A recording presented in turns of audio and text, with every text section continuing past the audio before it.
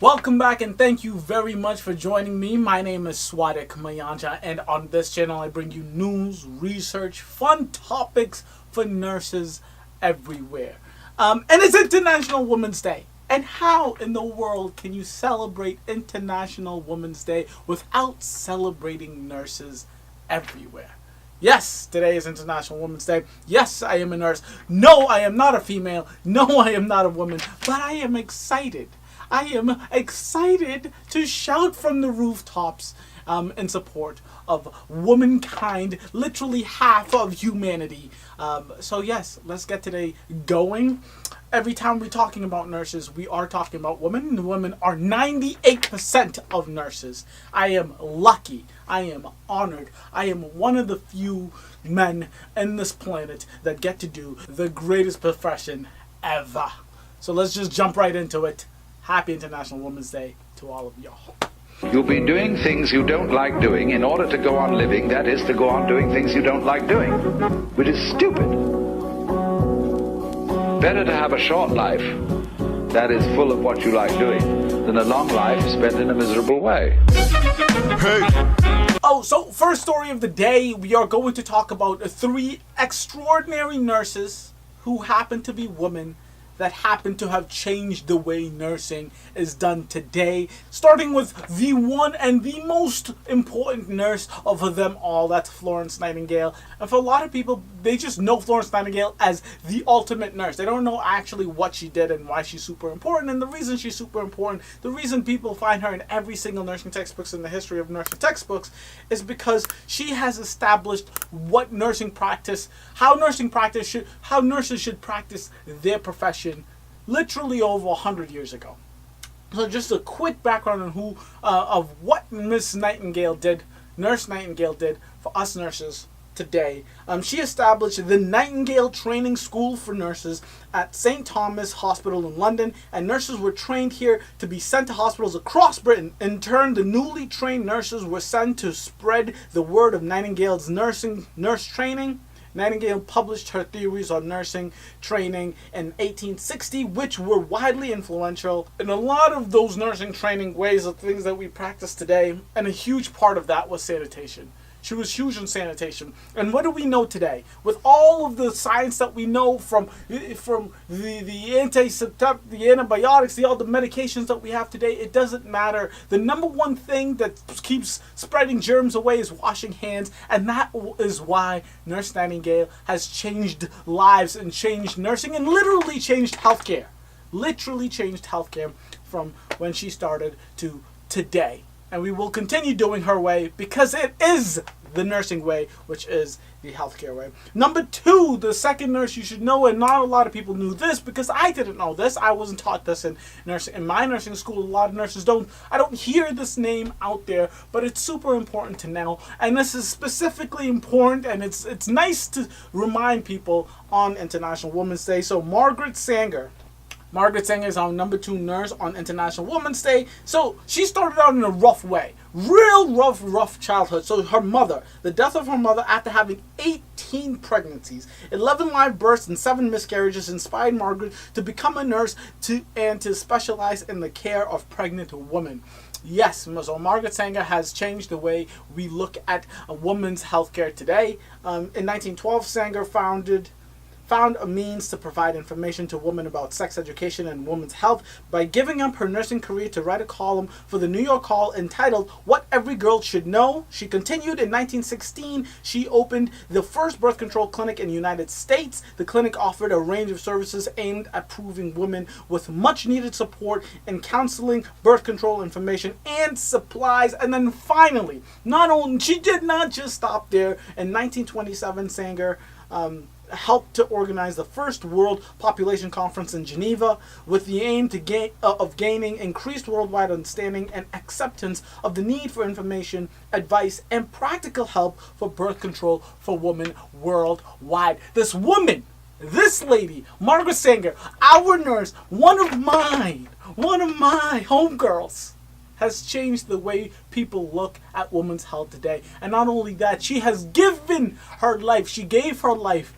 to providing health benefits for women, especially when it comes to birth control. Can you imagine? 11 live births. What she said, 8 miscarriages, 7 miscarriages, 11 live births, 18 children. My goddamn goodness. That is absolutely insanity, right? Insanity. So, of course, this is what threw her into the nursing world, but she didn't have to continue and break records and change lives, but she decided to do it because she is the superstar nurse we all one day hope to be. And that is just number 2. Number 3, Clara Barton. I love this one. Miss Barton, another nurse that you might not have known, but now you should know. International Women's Day. Let's go, nurses. 1850, she offered to teach without salary to allow students to attend schools where otherwise they would have not, had to pay. So this is the beginning of Clara Barton's story. In the beginning of her story, she decides, you know what, I'm going to go salary free and just teach children because these children are our future, and if they weren't allowed, if they had to pay for the school, they wouldn't be able to go to school. So I'm going to teach them salary free. You're a superstar already, but that is just the beginning. In 1861, when the Civil War began, and she dedicated herself to helping the federal troops by appealing for provisions, collecting and storing them in Washington for before distribution to the front lines, and then throughout, continuing in the Civil War. In 1865, with the endorsement of President Lincoln, yes, the endorsement of the president, my favorite president of all time, President Lincoln, Barton undertook the massive task of locating missing soldiers, setting up the Bureau of Records in Washington, tracking down some 20,000 missing names. Understand this. This is not in today's world where you can just go on Google and look people up, see videos of them, see, their LinkedIn information. No. Miss Clara Barton decided to give back to her community, to give back to her country as the best way she knew how, which is respecting those who gave their lives to protect, and this is the federal, per Lincoln, the North, protect our country by remembering those who stood up and fought. She went through records and she went on search and she decided, I am going to find the names of all of these young men and women, and I am going to make sure that they are recognized and they are put in our history books because they have fought and given their lives for this country. Miss Clara Barton, International Women's Day are because of women like you. Thank you, thank you, thank you. Remember, these are nurses, and these nurses are women, and these women have has taken this world and put it in the right path. Like nurses do every day, but they have just done it on a much larger stage. I am proud to be a nurse, and these ladies are the goddamn reason why. So moving on, continuing International Women's Day news, nursing news. Half the reason, yes, I just told you about the greatest woman that has ever touched this planet. Well, a few of them. But now I'm going to tell you the other half of the reason why I became a nurse. And I ain't afraid to say it, but it is Grey's Anatomy. And this is some shocking news. Some of my dearest favorite characters from Grey's Anatomy is going away. What are we going to do without Arizona in April? It's not Grey's Anatomy, so I have to be honest, and I stopped watching Grey's Anatomy after Derek died. Mr. McDreamy, I couldn't continue watching the show with knowing Meredith didn't have McDreamy. They were the pair of television. So I didn't watch it then. But when I saw this news, I had to pause because Arizona and April were two of my favorite characters. Arizona is sometimes a little annoying, but I love them both. If you don't watch Grey's Anatomy, you are missing out on life. All right, you have to understand that, number one. But so the reason this is a bigger deal than just two really great characters leaving a TV show is because both Arizona Robbins and April Kepner are not only beloved, but iconic. Both the LBGTQ and the devout Christian communities are underrepresented on TV. Yes, understand that. There aren't too many LBGTQ and devout Christians on TV. Yes, I don't agree with the devout Christians. I'm not religious, but who gives a shit what I agree with? Representation on TV should be representative of the country we live in. There's a whole lot of Christians, and that show literally put April up front, and she was unapologetically Christian and a believer, which was great for that community because I know how it feels when I know someone's a strong, young African-American male on television doing things outside of robbing banks and dunking basketballs. right? So these are the kind of reasons April and Arizona are going to be missed from arguably the greatest show on television, but I would say without a doubt easily the greatest healthcare provider show on television. I'm a nurse, I'm not a doctor, I'm definitely not a surgeon, but Grey's Anatomy is up here. It's up here. All right? We're going to love her. We're going to miss those two. Great shows. Love them ever since the beginning. Moving on. So this is a nice fun story. Working out. Everyone wants to get healthy, right? Everyone wants to go to the gym. Everyone wants to do whatever it takes to make sure they got that good summer body goings on. I know it's snowing outside today, especially if you're in the Northeast, but if you're not in the Northeast, wherever you are, you want to work out, and you want to know what are the best workouts I can do to make sure I am young, healthy, sexy. And the Harvard Medical School has done research, and they have found the 5 types of workouts that will give you the best gains without hurting your body, right? And I love this story because of the last one. The number 5 is my favorite thing I've ever heard. I never heard of it outside of nursing school. Nursing school is the only place I've heard of this kind of exercising, but it literally is in the top 5 ways of working out. All right, so let's go down the list real quick. So number 1 is swimming. I kind of suspected swimming would be up there. Tai Chi was definitely a surprise. That's number 2. Number 3, strength training. I don't know what they mean by strength training. That is super, super broad. But with that being said, strength training is number 3. And number 4 is walking. Running is not on this list. And number 5, believe it or not, number 5, the best workout human beings could do for their bodies and being healthy is indeed Kegel exercises. Whoa. What? Don't ask me, ask the Harvard docs. All I'm saying is, I'm just a messenger, passing on the message, right?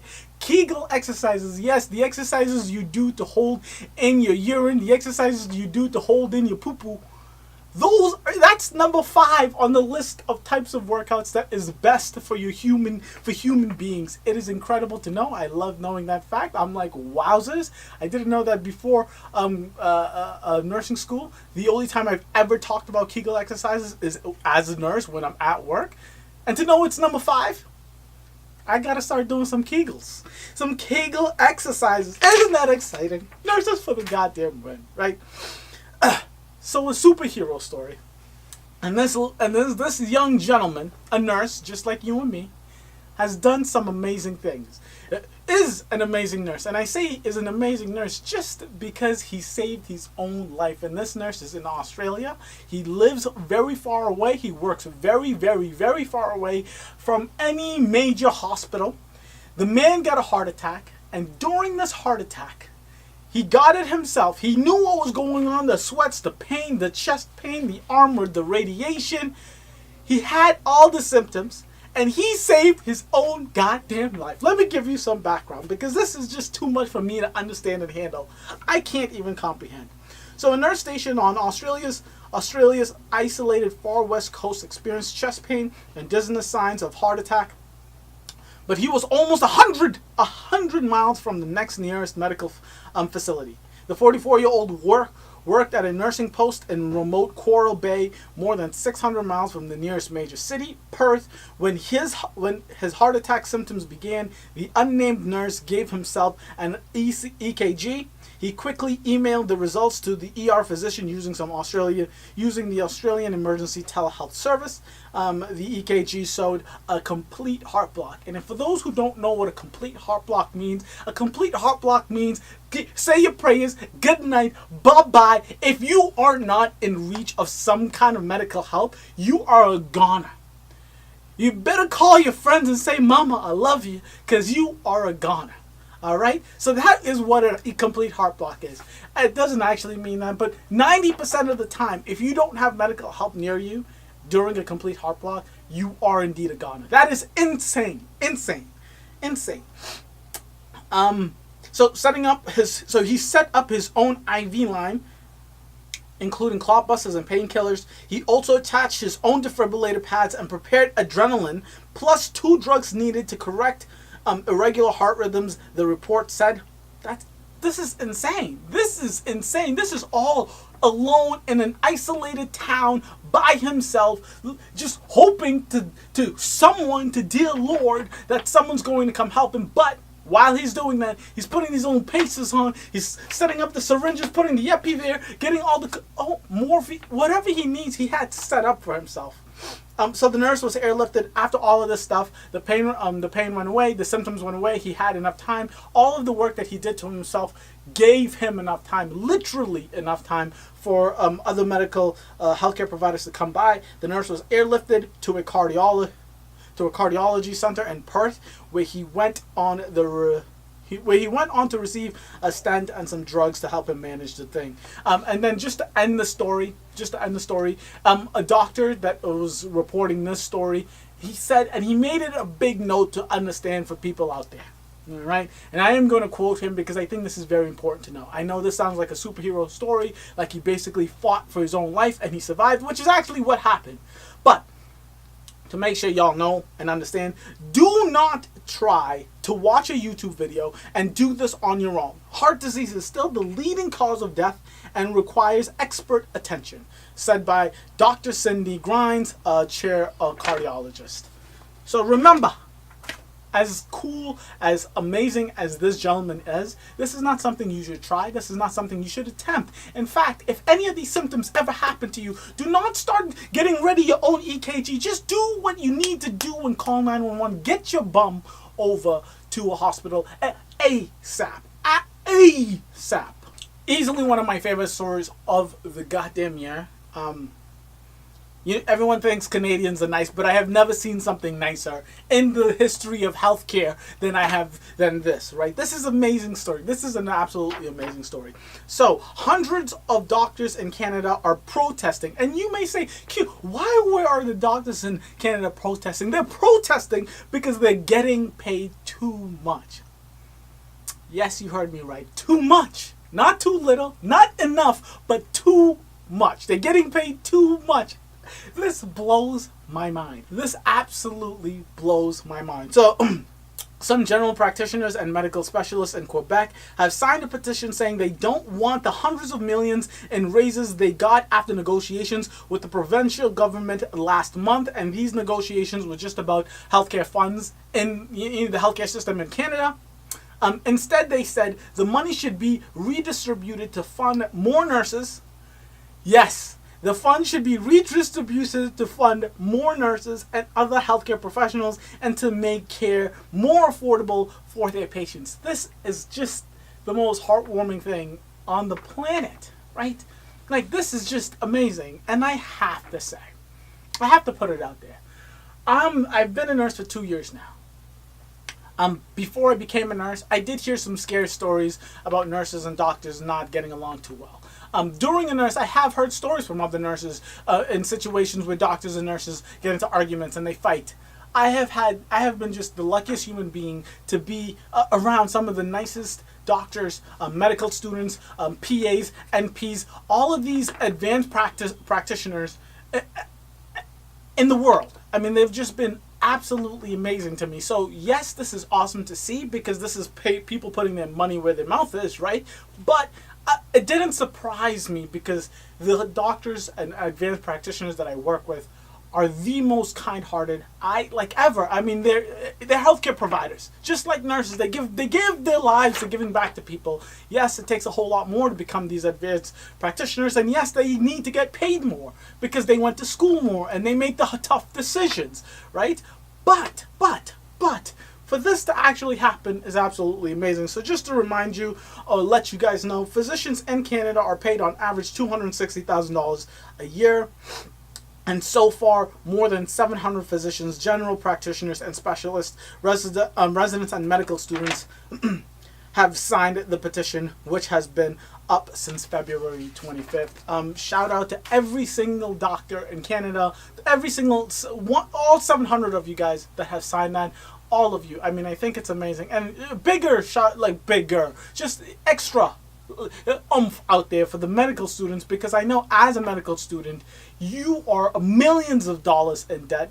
I don't know if that's exactly correct in Canada, but if it is anything like America, you guys are hundreds of thousands of dollars in debt, and for you to sign a petition saying, don't give me more money, give it to the hospital, give it to the nurses, give it to just healthcare in general, so our patients are paying less for healthcare and making it more affordable. You guys are awesome. Absolutely phenomenal story.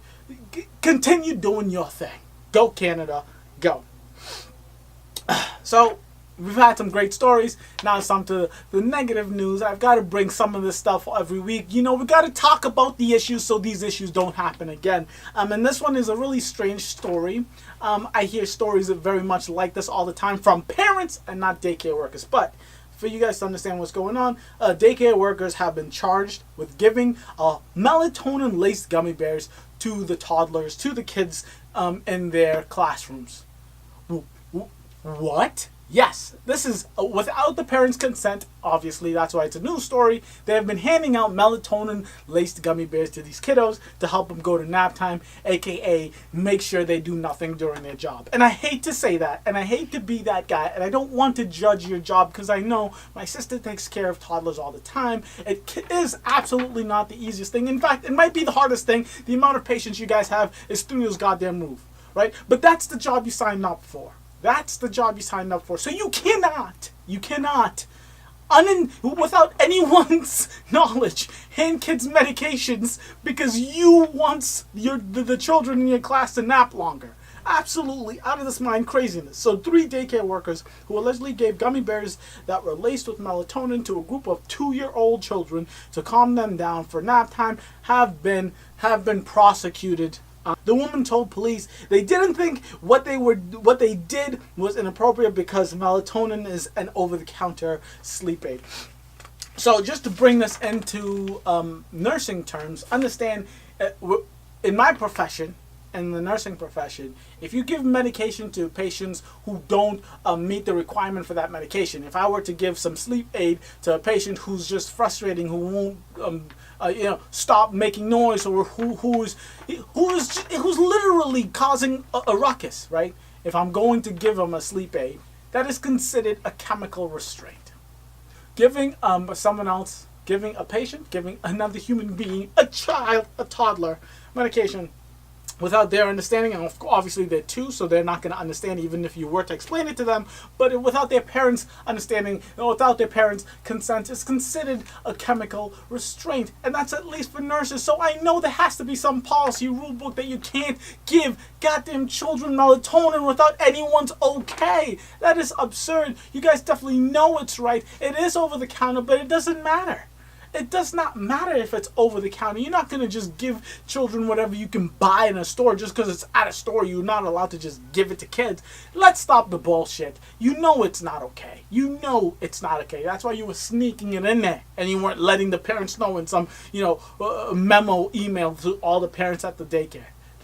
Wrap this bullshit up. Guilty. Absolutely guilty.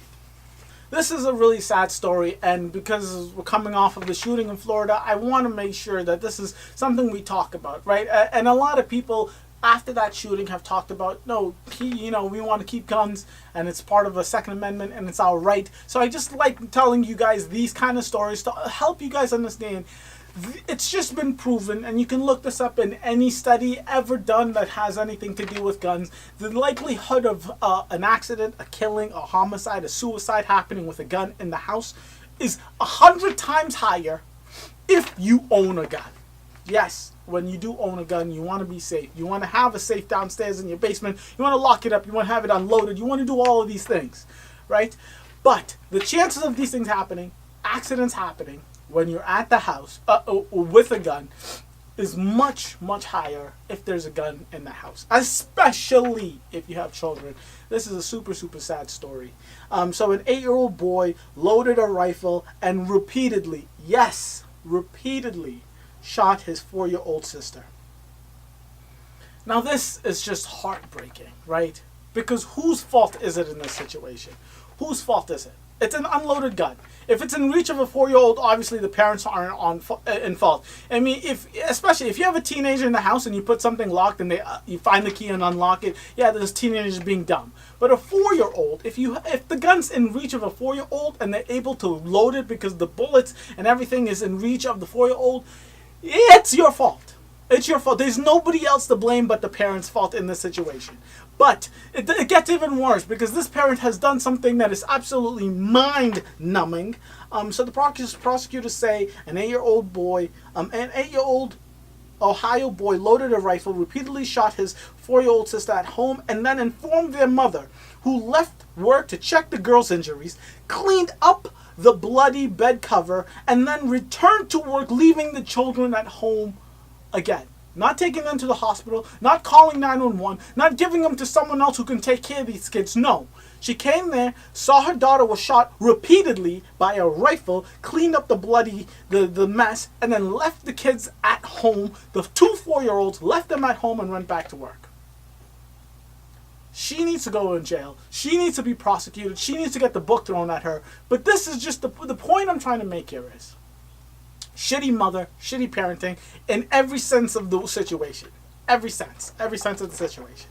But what is to say when these kids turn to teenagers, if this never happened, where they find the gun in the house and they decide to go in the backyard and start shooting at trees and shooting at animals, and an accident like that happens? There's stories like that every single day, all right? This is a sad situation. Less guns, and the more guns we have in this country, the more these things happen.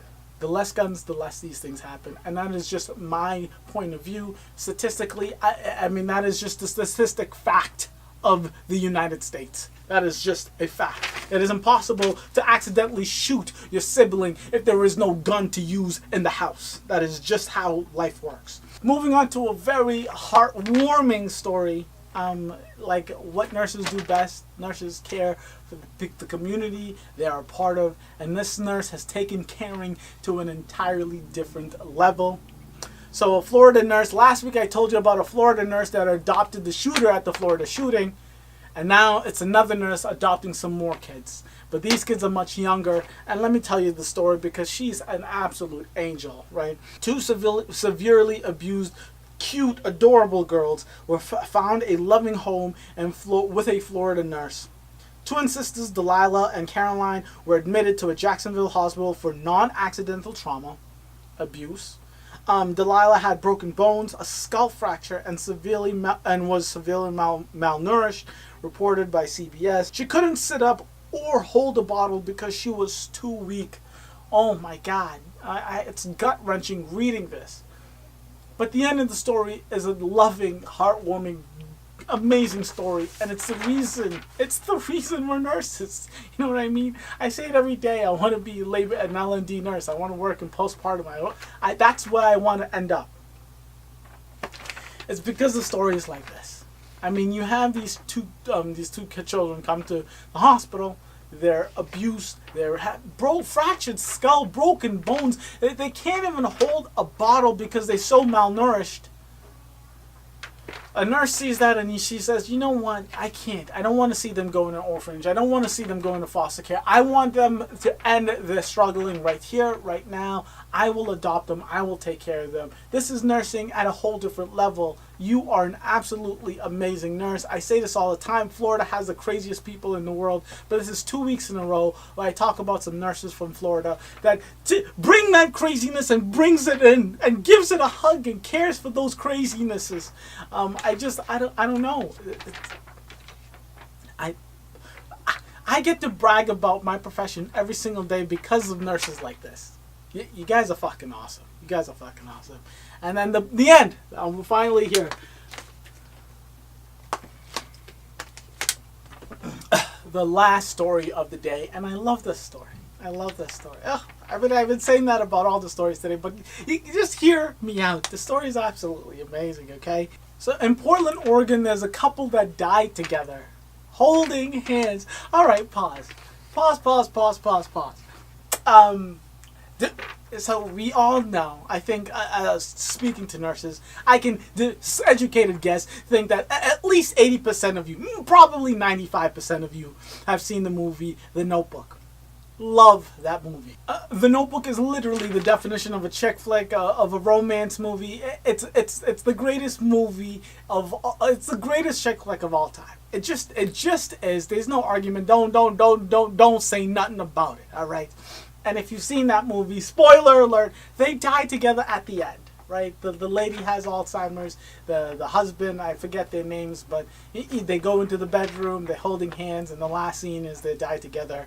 And it's the greatest thing ever. And like, you can't even lie to yourself. Me just telling you the story if you haven't seen the movie, but if you have seen the movie, there is no better way to die than that scene.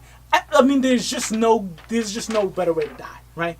And this couple is the living proof of that situation.